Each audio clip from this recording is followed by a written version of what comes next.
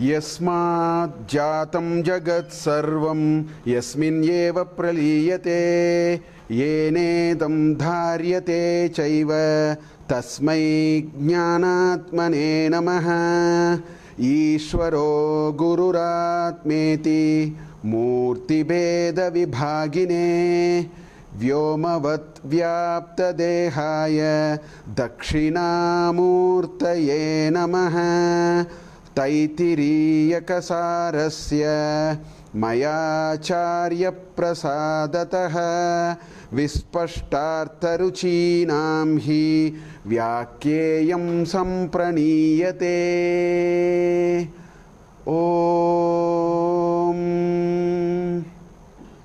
शन्नो मित्रशं वरुणः शन्नो भवत्वर्यमा शन्न इन्द्रो बृहस्पतिः शन्नो विष्णुरुक्रमः। नमो ब्रह्मणे नमस्ते वायो त्वमेव प्रत्यक्षं ब्रह्मासि त्वमेव प्रत्यक्षं ब्रह्म वदिष्यामि ऋतं वदिष्यामि सत्यं वदिष्यामि तन्मामवतु तद्वक्तारमवतु अवतु माम् अवतु वक्तारम्। ॐ शान्ति शान्ति शान्तिः।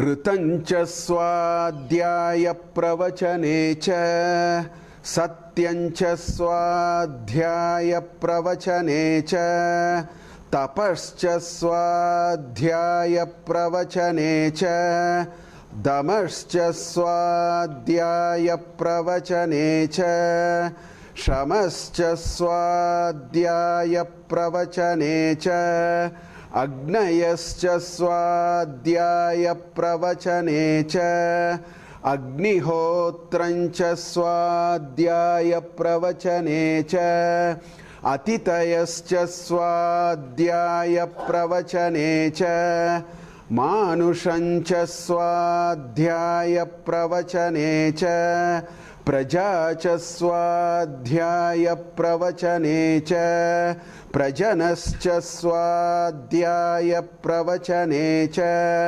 प्रजातिश्च स्वाध्यायप्रवचने च सत्यमिति सत्यवचारातीतरः तप इति तपो नित्यपौरुषिष्टिः स्वाध्यायप्रवचनये वेति नाको मौद्गल्यः तद्धि तपस्तद्धि तपः.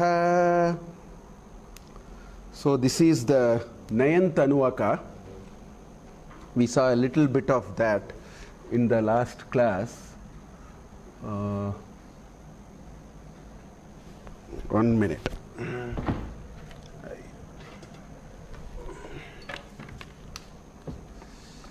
Last class we saw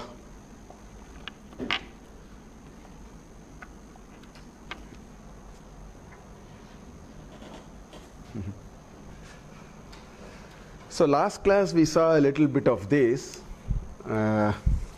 Anyway, we will continue, but to go back once again, this 9th Anuvaka of Sikshavalli, I call it as Swadhyaya Prashamsa. Subtitle is Swadhyaya Prashamsa because in this Anuvaka there are 12 important ideas, 12 aspects mentioned for a graduating student. Remember, Sikshavalli is actually a convocation address in Taittiriya Upanishad. Students are passing out, and while students are passing out, the Rishi wants to give some words of wisdom. This is the last opportunity. So that is the perspective with which we have to understand and appreciate some of these. So there are 12 very important aspects, certain aspects which the Rishi is pointing out in this Anuvaka. And above all, as you see, as you have noticed, every of these 12 principles end with Swadhyayancha Pravachanacha. Every one of them ends with a termination, Swadhyaya and Pravachana. So by that the Rishi is communicating, above all these, you must be constantly in Swadhyaya and Pravachana. So this is the spirit of this Anuvaka. We have seen a little, but we will see more of that. Actually, if you look at it quite deeply, this Anuvaka actually provides the essence of some of the cultural choices that our ancestors have made, their approach to education. This Anuvaka is very interesting. Up till 8th Anuvaka, it's all Upasanas. Now it has turned a little worldly now. It is now also telling a few things about, because we have to, even it is true here. You graduate out of this great institution, when you are out on the road, the world is dirty. So, dirty I am using not in a derogative sense. What I am saying is, it has all its variety of things. So, we need to handle things. So, this last portion, we have almost come to the last portion of Sikshavalli. So, the last portion of Sikshavalli is, as part of the convocation address, the Rishi is pointing to some aspects of larger principles of living. That is where this is going on. So therefore this Anuvaka begins, same thought continues in the next Anuvaka, with that the Sikshavalli ends. So it gives an idea of the cultural choices that our ancestors have made, their approach to education, their perspectives to life. What is life? You are able to see that here. If you carefully look at the Anuvaka, it also gives us that sense of what is our ancestral perspective to life. What do you mean by succeeding in life? What do you mean by saying I have a full life? Which is a big question bothering us today. While we have pushed that question to the background, instead replaced it with how do I get good salary, how do I get promotion, we have replaced that with another question, thinking both are same. That's a different issue. The point I am saying is every society has a perspective on what does it mean to succeed in life. What does it mean to lead a life of satisfaction? That also you will see here in this Anuvaka if you see it deeply. And interestingly, what I also find is some of those ideas are in contrast to our current day assumptions, are in contrast to how we have. For example, I already gave an example. What does it mean to succeed in life? You call a set of people, they may be, budding students in the 12th standard or in the final year of their graduating class, or a 30-year-old young professional, you please conduct a half-an-hour discussion. And at the end of the discussion, jot down that 5-6 points which emerged in the discussion on the board. And compare it with this Anuvaka, you will find a little different. That is what I am saying. Today's society has taken a certain position. Whereas in this Anuvaka, if you carefully see it in a little deeply, it suggests something else, which points to the choices that they made and the way they thought we should lead our life. There lies the wisdom of the Vedic lore, actually. We will see that. So there are some crucial differences. I want to talk about those differences. As I have been saying, mantras are very easy. Take English meaning, translate it in English, over. These are important. We will see the background to the mantras, see the tatparya of the mantras and the sukshma of the mantras, and then see the mantras. We will do that. Okay. First thing is, why did the Rishi, and that's why I saw this title in Ramakrishna Math's books only, I saw the subtitles. Why did this Anuvaka is called Swadhyaya Prashamsa? That's the subtitle. In other words, why did the Rishi chose to put, for all the 12 things he is saying, he is terminating with Swadhyayanancha Pravachanancha. Swadhyayancha pravachanacha. That's what he says, no? Swadhyaya pravachanacha. Swadhyaya and pravachana. Swadhyaya and pravachana. This actually points to a certain approach to education. This is the first message we will have to actually get out of it. Swadhyaya and pravachana is continuously repeated in all the 12 items in this Anuvaka. So this implies, in a way, if you look at it, what is the Rishi saying? The Rishi is saying a life is one of continuous learning. The Swadhyaya is what? Learning. So he says, because he is talking about many different things in life, which will be done a little early, which will be done a little later, which will be done forever. These 12 attributes, if you see, some of them are as long as you breathe and survive, you have to do. Some of them you are expected to do at certain stages of your life. Since he attached these to all the 12, so the first message is their perspective of education is very different. Their perspective of education is one of, it has two components. First component is learning is a continuous process. That's why there is this old shloka, Acharyat padam adatte, padam sishyaha somedaya, padam sa brahmacharibhyaha, padam kalakramenacha.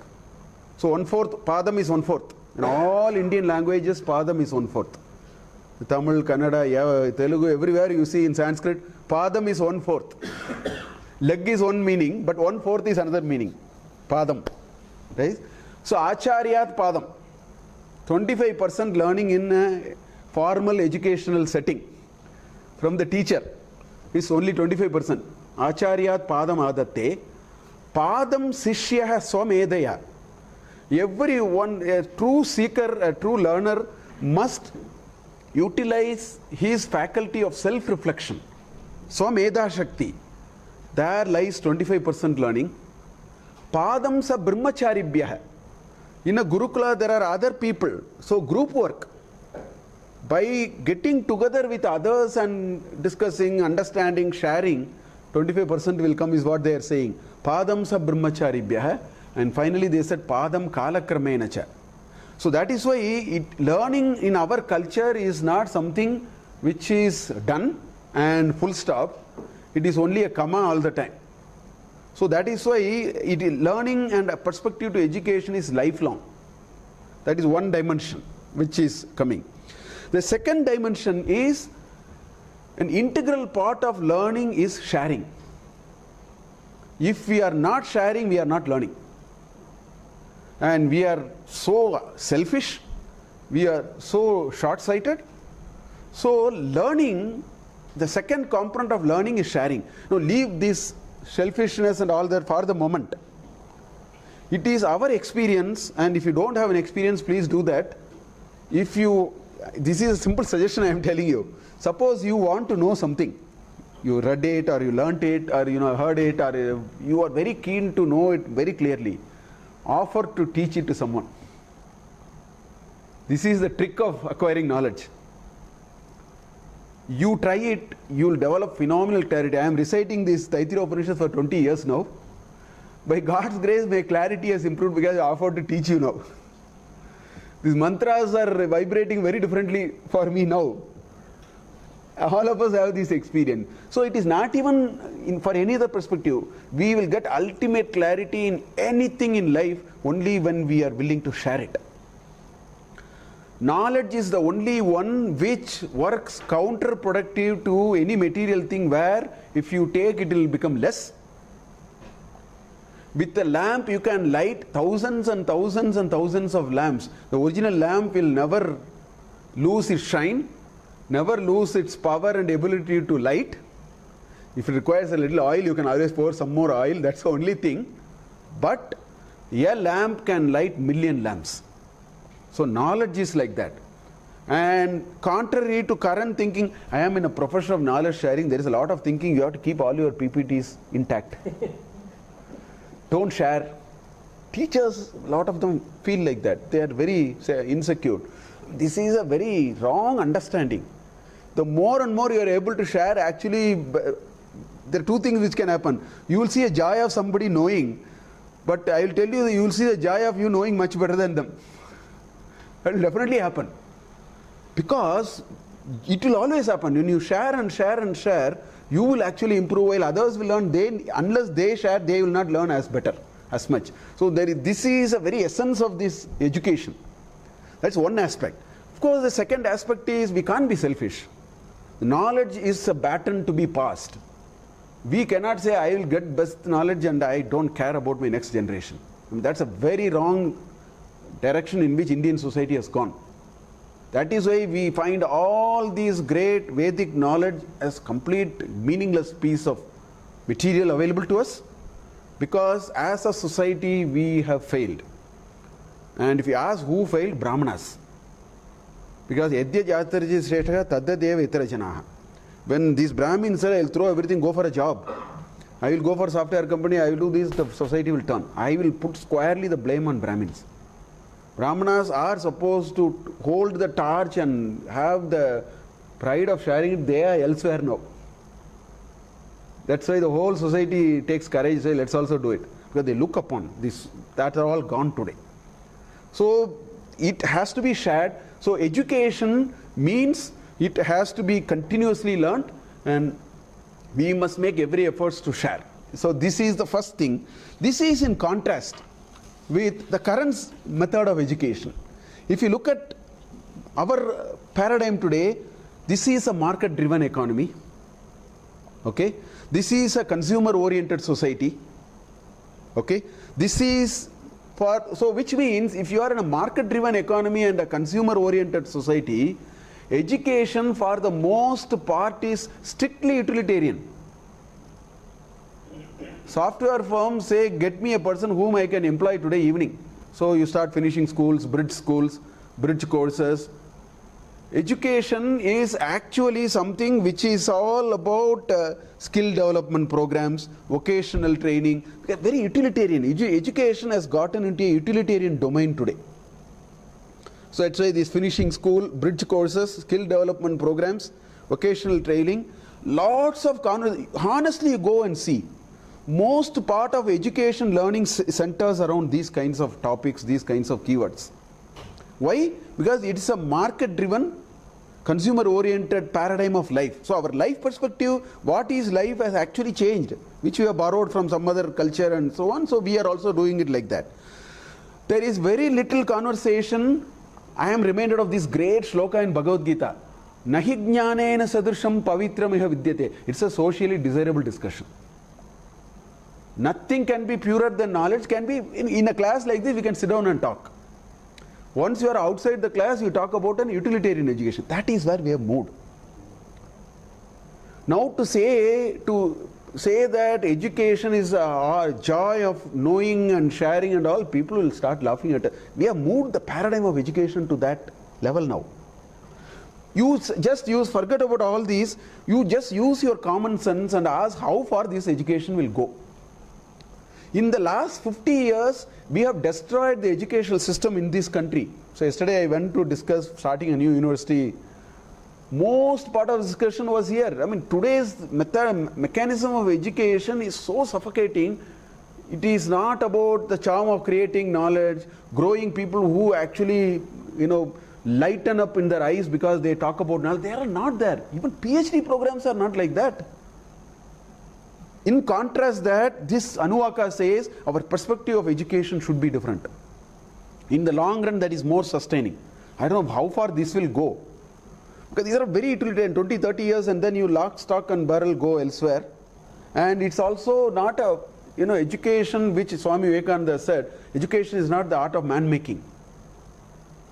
It is a way of making a little money and then be a little comfortable or something. We have somewhere moved a little bit there. Whereas this is in contrast to that. So in contrast to this emphasis, this Anuvaka, by saying Swadhyaya Pravachanacha, it is actually pointing to a larger goal of education, which will really make this Bhagavad Gita shloka Nahi jnanena sadrisham pavitramah vidyate a true reality, a charm, a pleasure of saying knowledge. Creating knowledge is a pleasure. Today creating knowledge is a very costly and a risky affair. In a utilitarian economy, we are taking positions like that.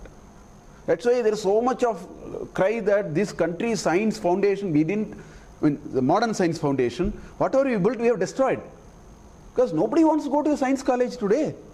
Everybody wants to get into an engineering college and get into Wipros. There are all 5-digit recruitments happening. 20,000, 30,000. They are taking by weight, I think. Body counts, or that's what they use also. Body shop, body, and all that they use. They don't use human being and all that. It's all, count, head counts. These are all the words used. So we have destroyed whatever little science foundation we built, we have destroyed it also. Why? Because of an educational perspective which is different from what this Anuvaka is actually saying. This is the first contrast. Look at the second contrast. Now, there are 12 things told here in this Anuvaka which fits into 5, 2 and 5. It's a block of 5, then there is 2 and there is another block of 5. This is how I see. It says, tapascha, swadhyaya pravachane, damascha swadhyaya pravachane, shamascha swadhyaya pravachane. There are first 5, right, which are all there. These 5 form one block, which are all values, which are all certain values. Then there are a block consisting of 2, Agneyascha, Agnihotrascha. Then there are a block of 5. So the point is, by putting 12 in 3 compartments, this Anuvaka is actually, the undercurrent of this Anuvaka is actually a stronger message. What it says is, nobody can abstain from a variety of duties. These 12 are actually pointing, first 5 is values, but the second block of 2 and the last block of 5 actually point to certain duties as part of the society. It actually points to that. That is the undercurrent there. So what it is trying to suggest is that you have to be in a variety of duties in which you have to be engaged, and while you are engaged in the duty, learning and sharing is that is anyway implied. The first part is over, the educational perspective. Now this is in complete contrast with the fancy thinking going on now. I have met a lot of people, they say you don't have to do any religious practice, you don't have to do any of this, you can be spiritual. This spirituality and religion are put into completely 2 compartments, and lots of well-meaning people today, I have come across a lot of them, you know what they are saying? What they are saying is you do not have to practice any religion, means they see it as huge restrictions. You do not, in achara vicharas, acharas particularly, so you do not have to practice any religious restrictions, not perform any of the rituals, because they're all, it comes with a lot of conditions. So you release yourself from these conditions, and what is their fitting argument for that? No, don't worry here, you don't have to do all that. All that you need to do is to be pure hearted, okay, ethical and moral standards of living. So if you are very ethical person, very moral, all that your truth and all that ahimsa, all that if you do, then they say you have actually got a concession, no japa, no tapa, no tapas, no upasana, no God, no religion, no temple, nothing is required. This is a very serious thinking. Well-meaning people think this is perfectly alright. Whereas this Anuvaka has actually folded all of them into this. Agneyascha and Agnihotrancha is a heavily loaded word. They have just given only an indication there. When we talk about it last time, I didn't. We'll talk about it, we'll see. So the currency that is, the thought that is gaining currency now is you need not be religious at all. In fact, you need not be religious at all, but you can be spiritual. And it's some sort of so to me it appears it is some sort of not even a double promotion, it's a several promotion to go to the final goal. So this is the thinking, right? Now this thinking, a lot of people have it, and they think it's a rational modern thinking with spiritual, all these folds very nicely into this scheme of thinking. Now this thinking has a lot of flaws. I'll use a few ideas to I won't leave this thought. I am not going to, because better we reflect rather than me trying to hard convince people. So I'll put a few thoughts just for you to think about that such a possibility may not be a great possibility. I'll give a few ideas. Look at our Vedic wisdom. In the first session of Taittiriya Upanishad, I made a very nice transparency, the Indian knowledge tradition. I put a triangle, I put everything in one slide, if you remember. There, if you see, I said our knowledge tradition, particularly in Shruti. Shruti has these 4 layers. Mantras, Brahmanas, Aranyakas and Upanishads. This is a 4 layer which I created like a sort of a pyramid sort of a thing. It's truly a pyramid. Why? Because if you take, let's say, Rig Veda Samhita, if you take, what you will find, it's true of Rig Veda, it's true of Yajurveda, Samaveda. Atharva Veda is only a reclassification, so we talk about the 3 Vedas only. If you look at these 3, these mantras and brahmanas will constitute 80% of the volume. Let's say there are 10,000 mantras, 10,772 mantras. What you will find is that actually if you put all the Vedas together, because it will be more in actually Yajurveda, I think I should put it that way. If you take this whole repository of mantra, all these Vedic lore, you will find a good chunk of them belongs to actually brahmanas and mantras. The Aranyaka and Upanishads are less, maybe 10-20%. And all the so-called religion, religious practice, upasanas are all part of that. That is why in Taittiriya, it's a Upanishad which is in Jnana Kanda. Taittiriya Upanishad is part of Taittiriya Aranyaka, because in Aranyaka there is a movement from all these we discussed in first class, the movement from these rituals and these brahmanas are all rituals. From there we move into a zone of contemplation. That the transition is Aranyakas, and the end of the Aranyaka is actually Upanishad. That's why they are called Vedanta. Vedanam Antaha Vedantaha. Right? So Upanishads and all these are a small proportion, 20%. So by this choice we have made, you know what we are saying? The first thing we are saying is these 80% can go into the drain. It's not required. That is the position we have taken now. 80% of this Vedic wisdom is not required. Because you can be moral, ethical, dharmic person, forget all this, straight you get into thinking and you, this is a lot of modern thinking people are here, well-meaning people. The implication of that is 80% of these mantras are useless for us. I think we need to question whether it is a sensible assumption or not. The question is, why did they put a large chunk there? Did they do for time pass or there is something more to it? In other words, the spirit of what is to be done there we have missed the essence of it. That is why we think they are not required. Otherwise, these 80% mantras in jeopardy now. By this position that we have taken, all those are not required. Because they are all part of upasana. They are all part of religious rituals, a lot of yajnas, they are all part of. Today we say we can stay clear from all that. This is the position. To me, it is not at all appealing. We need to find an answer to reconcile this apparent conflict in terms of the logic. If you are not able to resolve, then that means that 80% is required. 80% of our evolution lies there, 20% lies here. Otherwise you don't need, if not 80%, if you don't want to take 1-to-1, a majority of it lies there. This is the first argument I want to leave in your mind, this thought. There is another way to argue this. Suppose I want to take a PhD in particular subject. Okay? Now you know what is happening? The question I am asking is, can I skip the 12 years of schooling and 4 years of graduate learning and 2 years of post-graduation and straight go and do PhD? That is what we are now saying. We are saying the religious rituals, upasanas, all those are not required. We will go for this Vedantic thinking, which is ultimate. We have reached the stage where this is not required, we will do that. It amounts to saying that all these are not, anyway I want PhD, let me go. Become 5-year-old, put me into a research department in a university, let me enroll myself. It is akin to saying that. It is similar to saying like that. That I will skip all intermediate steps and go for the final step.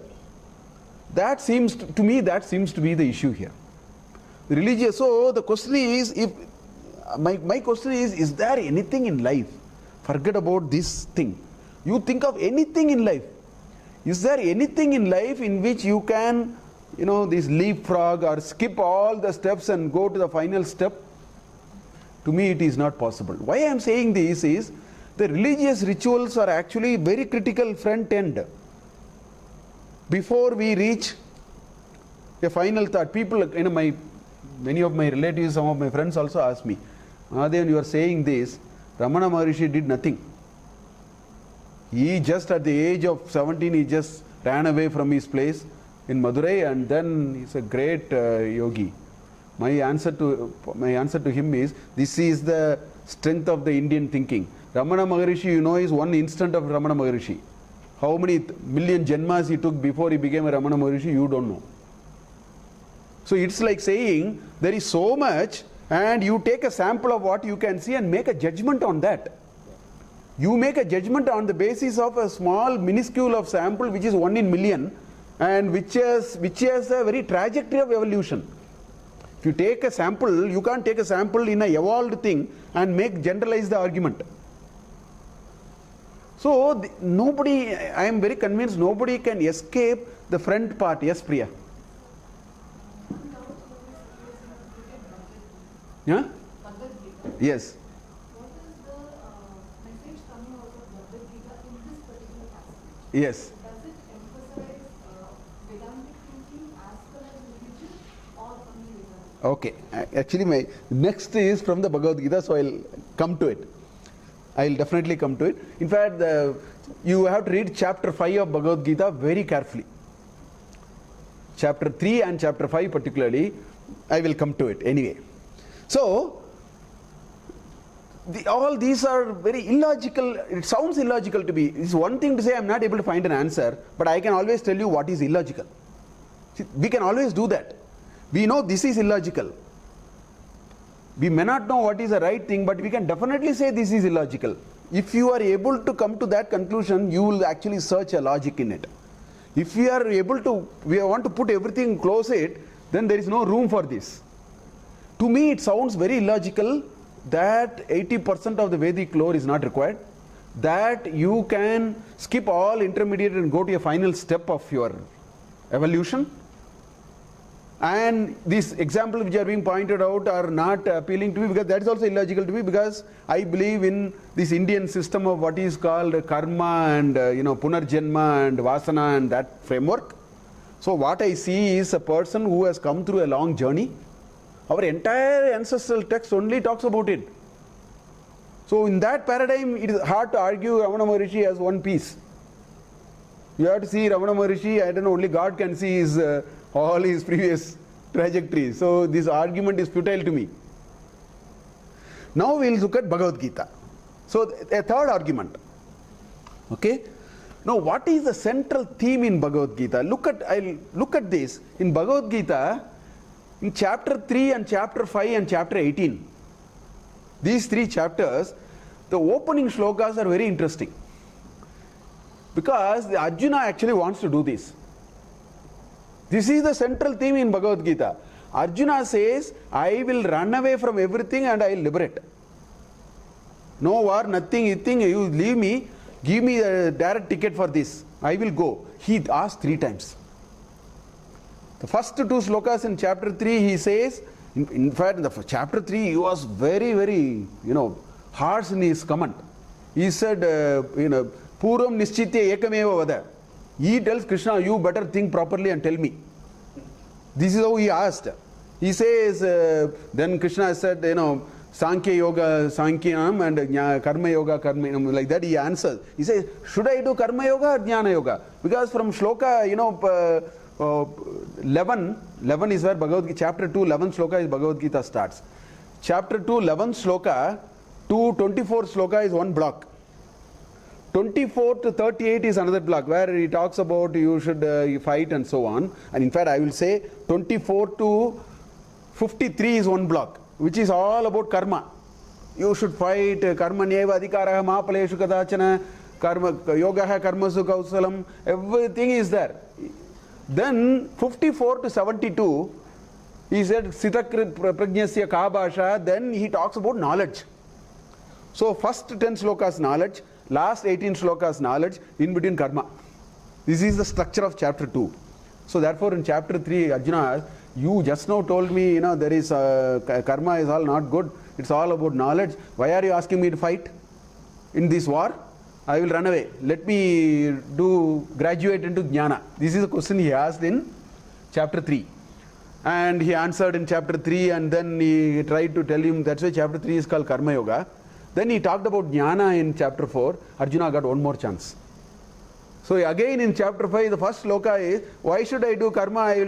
Should I become a jnani, or should I become a sannyasi or a yogi? A karma yogi or a sannyasi? This is the question he asked in chapter 5. He beautifully answered in chapter 5 that there is an evolution. You can't jump. You can't get a PhD without doing research work or something. You can't get like that. Then he lied low, went on. In 18th chapter, the opening shloka is again the same thing. That time he intelligently changed the word. He said, should I become a tyagi or a yogi? He played with words, but what did he say? He said, I want to skip all that and run away. So the entire message in Bhagavad Gita is, you can't. One shloka I will quote in chapter 3. And these slokas have to make a lot of sense only when we read it. He says, Na karmanana manarambat, na karmana manarambat, naish karmam purushaha ashnute. Okay? Nacha karma sanyasanat eva siddhim samadhi gacchati. He says, without starting karma, what is this fancy idea of giving up? By starting nothing, what are you going to give? You keep on saying, I want to, develop vairagya. You show it here. Stop eating for a day. Put sumptuous food in front of you and say, I am not even, there's not even an iota of feeling I get. That is the only way. Krishna says, start the work. Then let's talk about Naishkarmya. What Naishkarmya are you talking? The example I give is, you play 200 matches, become a world leader in cricket, and then hang the bat. You can't take the bat and say, I'm going to hang the bat now. People will laugh at us. Sunil Gavaskar can do, Tendulkar can do. You and I, if you hang the bat, people will think you've gone mad. So, karmana manarambat naish karmam purushaha na ashnute, that is first thing. Second thing what he says, because Arjuna is so intelligent, he came to the second point also. He said, nacha sannyasa deva. If you say, no, I will become a sannyasa, he says, you will not get siddhi.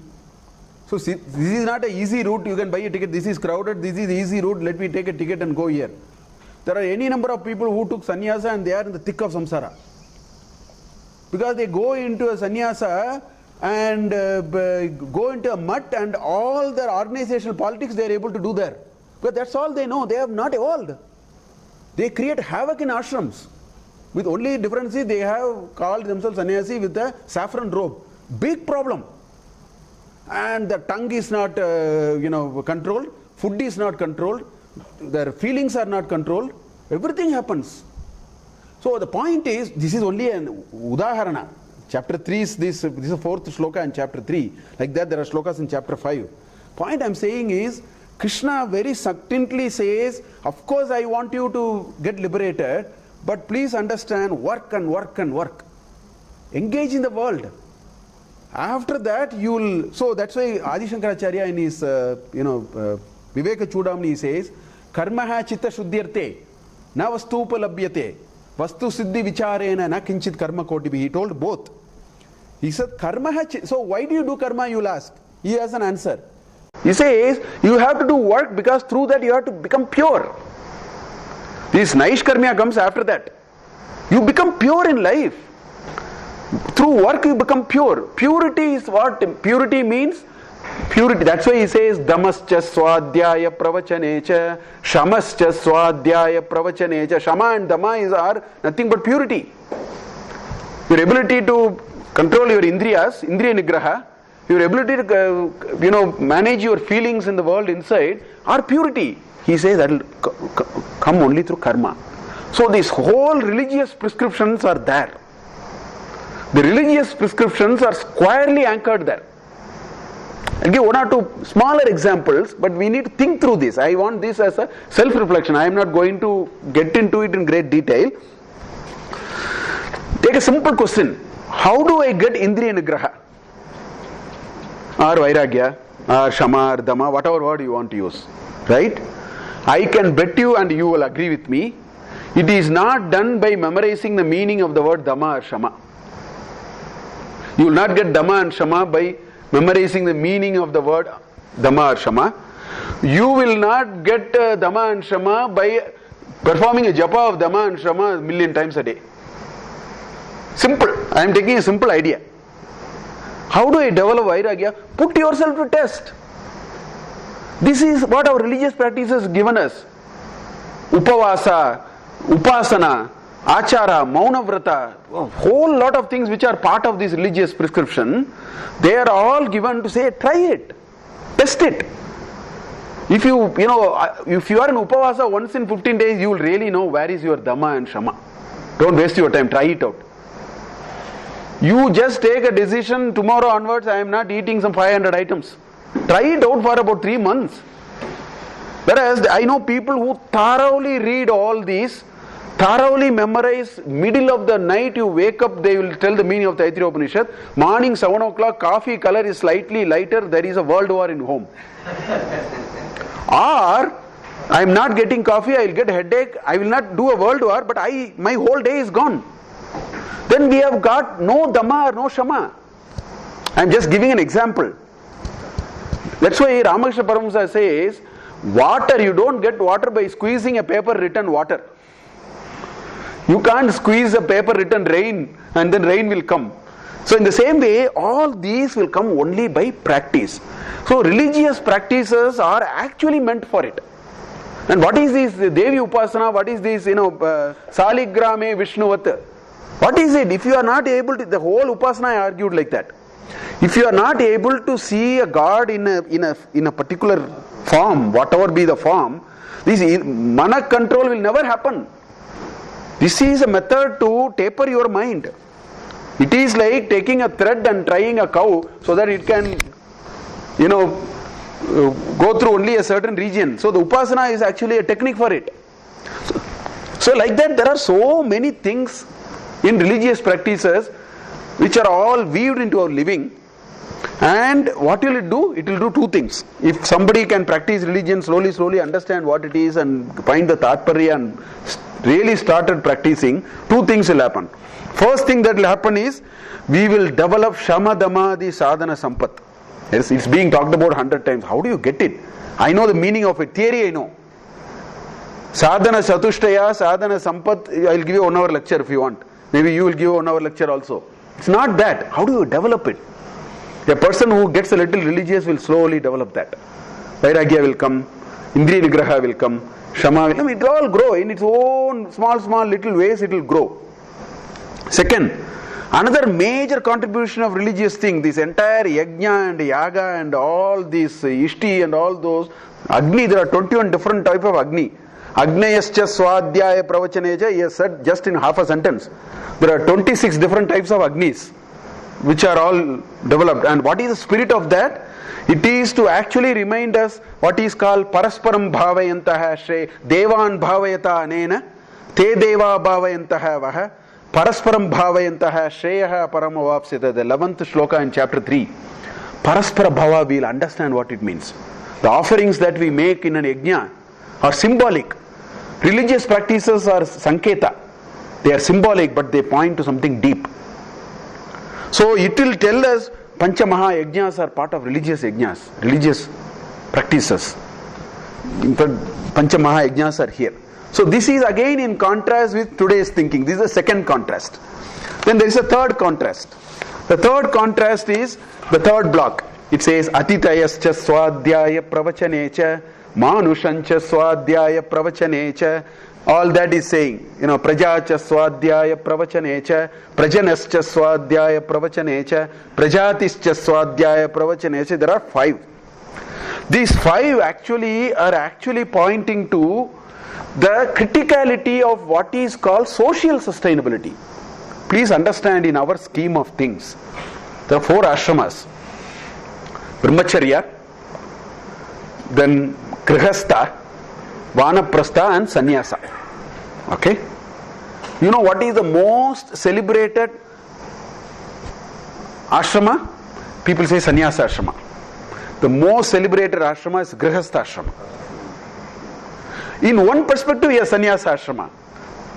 most celebrated ashrama is Grihastha ashrama. Why? Because society will not sustain without householders. A sannyasi depends, he is a parivrajaka. Sannyasi depends only on a grihastha. A brahmachari depends only on a grihastha. A vanaprastha is only a transition ashrama. In a vanaprastha stage, that vanaprastha will depend on the larger natural systems in which he has surrendered himself. That is a ashrama in transition, so you should leave vanaprastha ashrama. There are three major players here.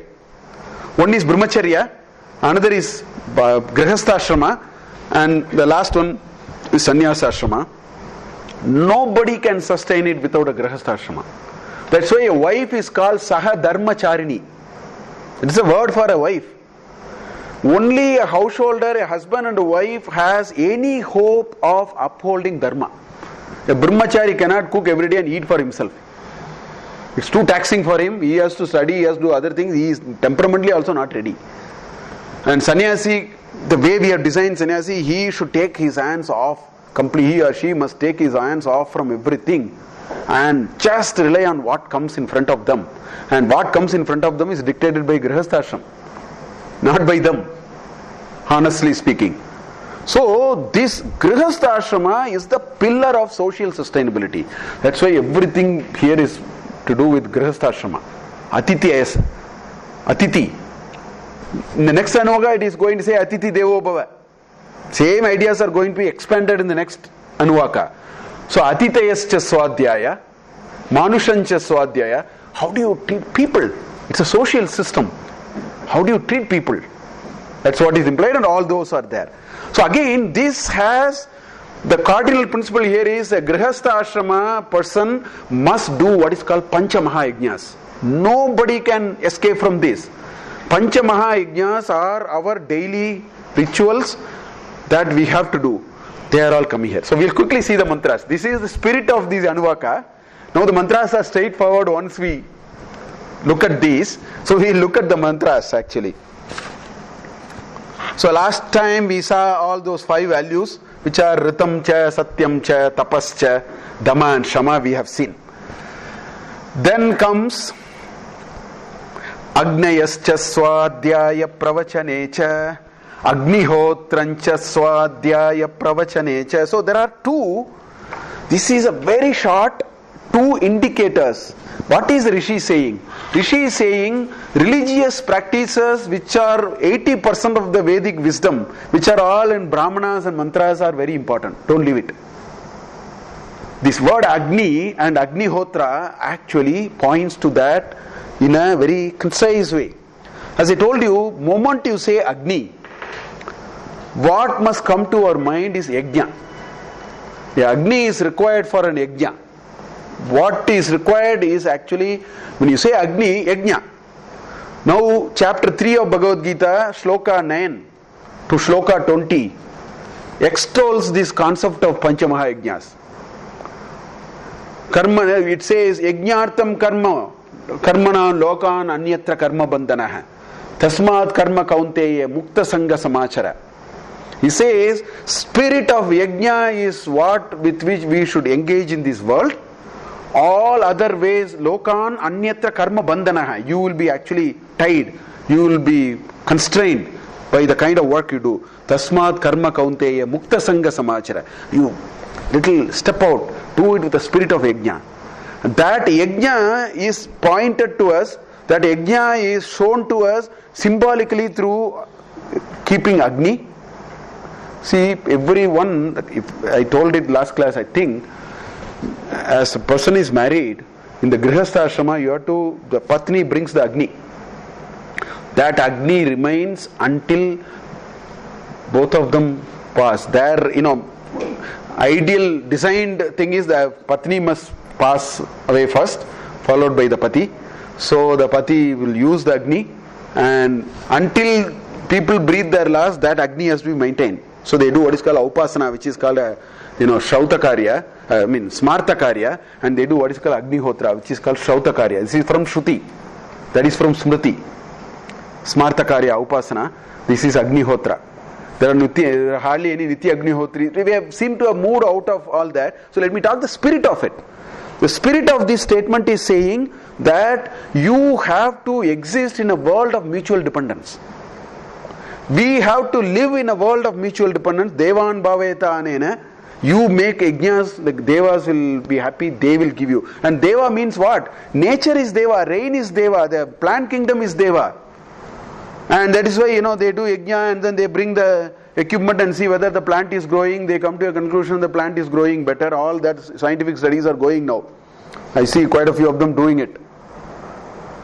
Spirit here is, this Agnayascha and Agnihotrancha says, these rituals are reminding you of Paraspara Bhava. Rituals give you a certain opportunity to try your Vairagya, try your Shama and Dhamma. So that is all explained here through these two words, Agnihotrancha and Agnayascha. That's what the Rishi is pointing to the student here. Then comes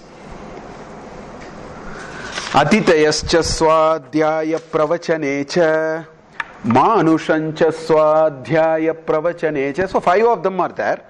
So first thing it talks about is Atitaya. Take care of the guests. In fact, in our Samskriti, there are 2 things which is very bad to do. There are 2 things which we are not supposed to do. When I grew in my village, I could see that was still practiced, which is 50 years back, 45 years back. And what were those 2? The first thing is, you should not sell food. Food cannot be sold. Selling food is a very bad idea, actually. Selling food, right? Selling vidya. You cannot sell food, you cannot sell knowledge. This was our... Now, how do you actually do it? How do you practice it? People are practicing it in some of the villages, they are practicing it even today. Because many of us are far away from villages. I will explain what used to happen in our village. In our village, what was the population? There were about a couple of thousand or something. There were about 6-7 streets, all that. What we will do is, there are about 300-400 houses in all. And between these 300-400 houses, we used to create an ability to feed 15 people a day. Atiti, remember the word Atiti comes from Yasya Titi Na Asti. Nobody gave a date. Now guests are telling, can I come? I am coming tomorrow morning. That is not Atiti. They are all people who have come with advance notice. The word is Atiti. Titi means day. Atiti, Nai Tatpurusha, Nanji Tatpurusha, Atiti. That is the meaning actually. Those who come without notice, they are the true guests. Guests by definition, they don't give you notice. Today, in our modern living, if somebody comes without notice, we are actually challenged. We are a little worried. What do I do? So in our village, what they do is 10 food every day is possible. So what we do is, we have a nice operational arrangement for it. We leave 10 numbered tokens in somebody's house. So there are 2 operational arrangements. First operational arrangement is, this must be capacitated, so we put 10 numbered tokens and keep it. There is one Dharma Adhikari who will actually keep it. And everybody knows in this village he is the Dharma Adhikari. So I can go to his house and ask, sir, can I have food? So if he has some tokens, he will give you. So that is that part of it. The other part of it is, the village will have a routine by which the 10 will be supplied in a collective way, either that way, or there will be a common place, a chowl tree or somewhere, where we will always cook for 10, for which we will contribute in cash or kind or something. I have seen it. So that is the way we have to treat Atithis. That's what he says, Atitayascha. These are all part of social sustainability. Whereas today food has to be sold and you can make a lot of money also. We have business models in which we also our students make restaurant businesses and all that. Anyway, let that be there. So that is the spirit of Atitayascha, Swadhyaya Pravachanecha. Then Manushancha. We have to understand, treating human beings with a lot of reverence, with a lot of dignity and is a part of a kartavya. So it is a part of social sustainability. Today in modern living, one of the biggest things that we have actually acquired very well from the Western for whatever reasons is people who look very different from us, very alien to us, we get very insecure. We are very worried about them. We are actually the modern living people. The modern people are the most insecure people. The Vyaktitva inside is so weak. So they protect themselves in many ways. If you see, people who are very alien their looks or thought or language, you develop. Kids are also like that today because we have not exposed them much more freely into all these kinds of things. There is a cocoon in which we are in. This Manusham does not mean that. It means understand that this fabric of social sustainability is very, very important. You must be part of that. Enabling that very nice social fabric is the word Manusham. Then there are three words. Praja, Prajanam and Prajati. There are three words there. Praja cha swadhyaya pravachane Prajanascha swadhyaya pravachane Prajatischa swadhyaya pravachane So there are three words here. Praja is offsprings. And the teacher says you have to, have offsprings. That is your kartavya. Why? Because that is the charm of Grihastha. The dharma has to be passed, baton has to be passed. If the whole country becomes sannyasi, then we are actually closing the shop. Think about this possibility. It's a very theoretical possibility. If the whole world is only sannyasi, we are shutting the shop. The generation is over. All this wisdom and knowledge are all coming to an end. Not is baton passed. So this is a cosmic divine order in which we should understand we play a role. Our marriage was looked at like that. Our marriage was looked at from this perspective. It is the divine Leela Vinoda in which I am playing my role. But Vivaha mantras are like that. When the boy says, I will put my, I will do the procreation, which is prajanam. Prajanam is the process of procreation. When I do the procreation, this is the mantra, this is the thought. I want to play this my role so that this tantu, prajatantu mahavyavachetsi, it will come in the next anvoka, all these are repeated. So I think I can rush through the next anvoka because all these ideas. Rishi says you don't cut the prajatantu. The thread of progeny don't cut. Mahanarayana Upanishad, there is a nice mantra which also emphasizes this. Same idea. So, getting children is a kartavya. Therefore, the act of procreation is very, very important and a holy act. It is not seen as a sensual pleasure act and all that. It is some other thing. It is not. It is seen as a ahuti. It is seen as an yajna. That's why there is a Shanti Homa to be done before you have, the nuptials and all that. That are all now gone. That is the most important ritual in a marriage, not the vivaha. It is actually Shanti Homa. You have to say that I want to, baton pass. Give me good santadis, I want to baton pass. That is the perspective with which they saw marriage and the progeny and so on. That is the prajana. Then it says prajati. By prajati it says, you have a responsibility to make sure that your next generation is also coming. The grandson. Which means, it is not saying I will get my son, but I don't care what happens. Today, that is the situation. I have an arm's length between me and my son and daughter. They figure out what to do. They find somebody to marry or they don't marry, and I find it difficult to engage. She says no. You get your first generation. Before you die, make sure the second generation is placed and then you can close your eyes. You know that the baton is passing out. This is two at a time. Huh? Look at the logic here. One at a time doesn't guarantee. Two at a time will guarantee. It's a very safety net of the second order. So the Prajati talks about grandson. In other words, it talks about the Prajatantu. Praja merely says get sons. Prajanam says therefore engage into the act of procreation. But then Prajati says it is your responsibility to see that your children are married and they are on their way.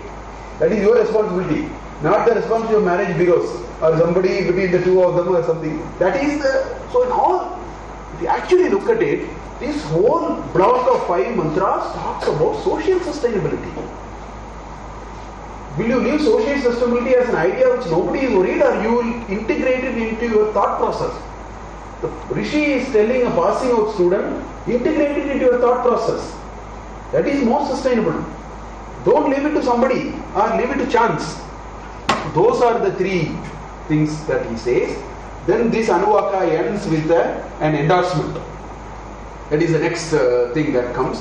It is an endorsement, and it says Satyamiti Satyavacharati Taraha Tapaiti Tapo Nitya Paurusishti Swadhyaya Pravachana Yevetina Komo Kalya. There are three big people. Today we want endorsements. Only thing is the people who endorse seem to be different. Because on a Sankranti day, actress, a 16-year-old actress should come and do Ashirvada for you in TV. That is endorsement we are into today. The youngest child who has certain other qualifications to become a celebrity has done, we all must sit in front of the TV religiously and go through the whole process on every happa. This is what I see in TVs. No elderly people, 5 o'clock or 4:30 they call. On Nadasara between 4:30 and 5 to 5:30 something, and after that over. Rest of the day, the endorsements and Ashirvada and what is message you have to hear, where to go are all managed by only some celebrities which are all some 16 to 18-year-old girls and a few other boys who are maybe a few more years old. But the fact remains, we need endorsement. Who endorses can be different. Here there are three people who are endorsing this startup. So this is the Anuvaka ends with an endorsement. We have used today's words. There is a first person called Satyavacha. His name is Satyavacha. These are all, name came out of what they practiced in life. He is called Satyavacha because he always speaks only truth. But he belongs to a clan called Ratitara. Ratitarasya putraha Ratitara. Called Tadita, Pratyaya. Ratitarasya putraha Ratitara. Dasharathasya putraha Dasharati. Drupadasya putri Draupadi, like that.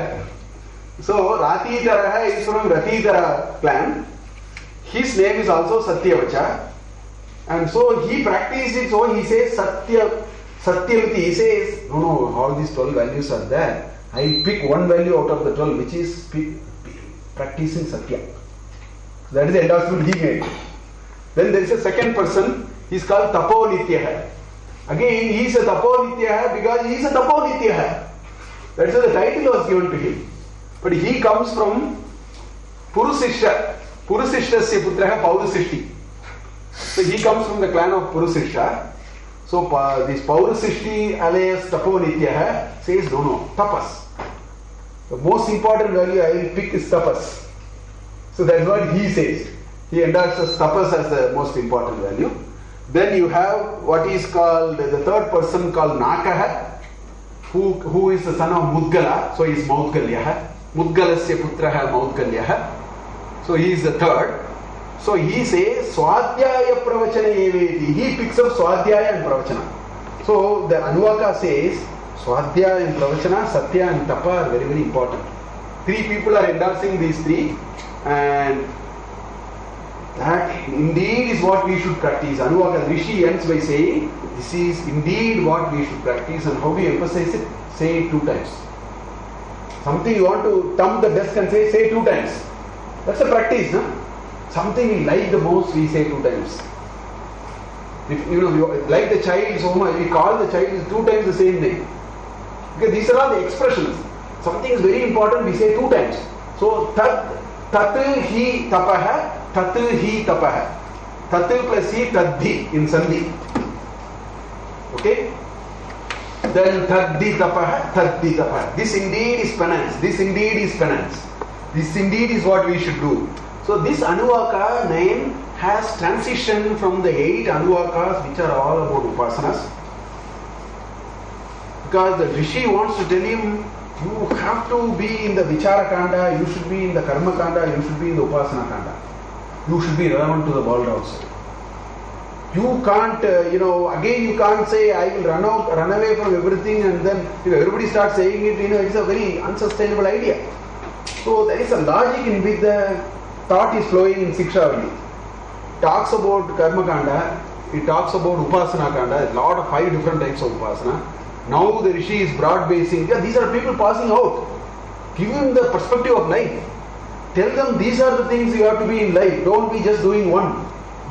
So the meaning of success in life is contained in this Anuvaka. The meaning of success in this life is a meaning to education, a meaning to how do you approach education, a meaning to how do you relate yourself to the knowledge system around you, a meaning to how do you relate to people around you. All those are so. In a nutshell, this Anuvaka is a lens to the perspectives of what is success in life, how do you lead in life, where do you go in life. All those are what the Rishi has turned attention to, and emphasizing all that to the passing out students.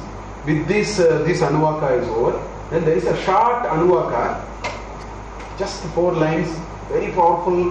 It is actually uttered. It's a nice Anuvaka which we will see in the next class. And then the 11th Anuvaka which expands the same theme in a great detail. With that, Siksha will get over. We will continue to the next class. Thank you.